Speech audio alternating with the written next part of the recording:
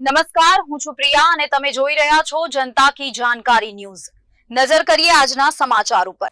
મહુવા તાલુકા બીલડી ગામ વ્યક્તિએ ભાવેશ ધૂંધળવાનો પલટવાર। સરપંચ પિતાના નિવેદન બાદ સોશિયલ મીડિયા પર વિડિયો નિવેદન શેર કરી આપ્યો જવાબ। સરપંચ પિતા દ્વારા તાજેતરમાં આપવામાં આવેલા જાહેર નિવેદન બાદ મામલો વધુ ગરમાયો છે। આ નિવેદનના પ્રત્યાઘાત રૂપે ભાવેશ ધૂંધળવા દ્વારા પણ સોશિયલ મીડિયાના માધ્યમથી પલટવાર કરતું નિવેદન જાહેર કરવામાં આવ્યું છે। અહેવાલ વિજય બારૈયા। મારું ગામ બિલડી, સરપંચના પિતા।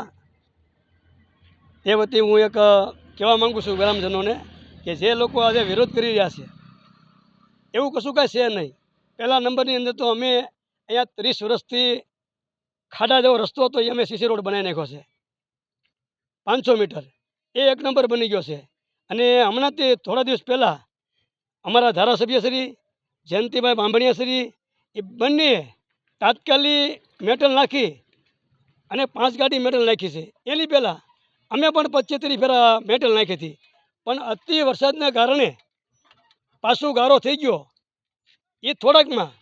તો અમે પાછા હજી પ્રયત્ન કરીએ છીએ કે હજી અમે મેટલ નાખશું અને અમે તાત્કાલિક પંચાયતમાંથી રોડ મંજૂર કર્યો છે અને ટૂંક સમયમાં વરાપ રહે એટલે અમે રોડે બનાવવાના છીએ, બરાબર। અને બીજા નંબરની અંદર આ ગામની અંદર જે લોકો બોલે છે ને એ લોકોએ પહેલાં આની પહેલાં સરપંચ હતા 150 ગરીબ માણસના બીપીએલ કાર્ડના એપીએલ કરી નાખ્યા સાહેબ।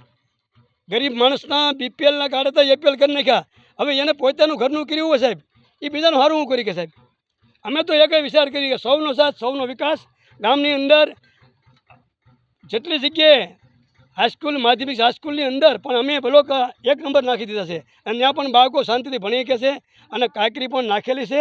પણ આ લોકોને વિરોધ સિવાય વાત નથી, કારણ કે ખોટું બોલવું એ વધારે બોલવું એ લોકોનો એનો ધંધો છે, બસ બીજું કાંઈ નહીં। આટલું કહીને વિરમું છું। ભારત માતા કી જય।